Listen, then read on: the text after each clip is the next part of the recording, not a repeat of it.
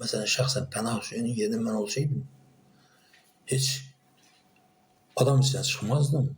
Yani gör bu boyda ölkəni, bu boyda hökuməti öz əlinlə ver Heydər Əliyevə, indi də onunla trolluq elə prost dəhşətdir. Allah'ın da olsun. Mən o nöqteyi nəzərdən sadəcə olaraq belə təəssüf edirəm. Təəssüf edirəm ki, indi sən deyirsən əlindən aldı. Aftabıza oturub Azərbaycan Xalq Partiyasının sədri kişi partiya sədridir. Ayıbdır kişi, ayıbdır. Mən nə o, nə də İsa Qəmbər haqları yoxdur ki, bugün bu xalqın, bu millətin üzünə çıxsınlar. Yəni, bu boyda hökumət, bu boyda dövlət əllərində